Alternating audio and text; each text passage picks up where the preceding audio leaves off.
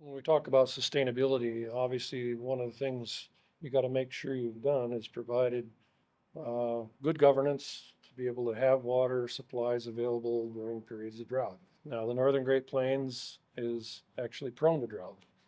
Um, and it's digging into 1930s drought, but also some other work. And a lot of people don't know that the 1930s drought actually affected virtually every state in the union except for five. It was very widespread, and we hear a lot about the drought of the 30s, but this is a paper that was published by Harry Weekly. He was an interesting fellow from Nebraska. Did some work just over the border in Nebraska. One of the first applications of dendrochronology, where they take and reconstruct growth rings on trees and relate that to precipitation.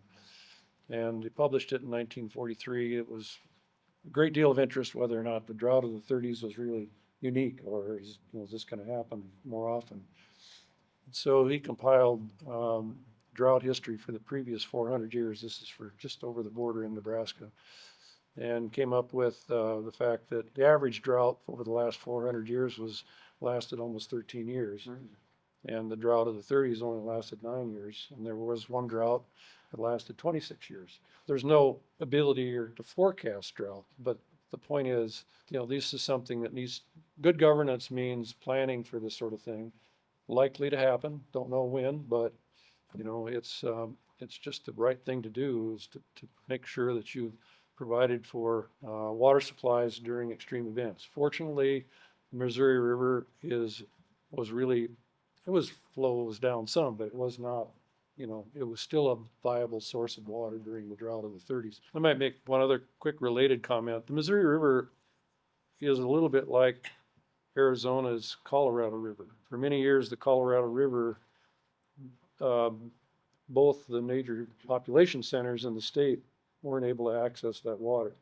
So Phoenix and Tucson couldn't access it, with much like South Dakota. Our major population centers aren't on the river. They're Sioux Falls and Rapid City. Put together the Bureau reclamation efforts, and it was a $2.5 billion effort to build a open channel pipeline, not a pipeline, sorry, open channel aqueduct all the way from Bullhead City area to Phoenix to Tucson, and they got it done. And Tucson was the largest city in the country, totally dependent on groundwater. And now they have that alternative supply of water.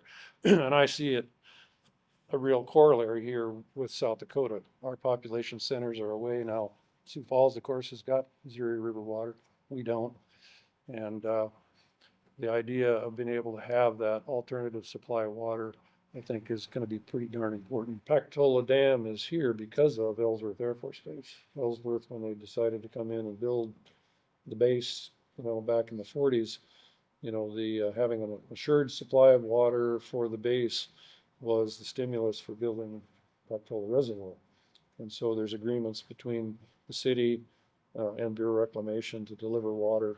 There's pipelines that go to Ellsworth Air Force Base, but the pipelines are not big enough right now to handle it. So additional water sources will be needed depending on how much the growth is. But I think more so from Ellsworth's standpoint, it's a matter of an assured supply that, from a national defense standpoint, you don't want to have a situation where there's not enough water to, keep the operations of the base going.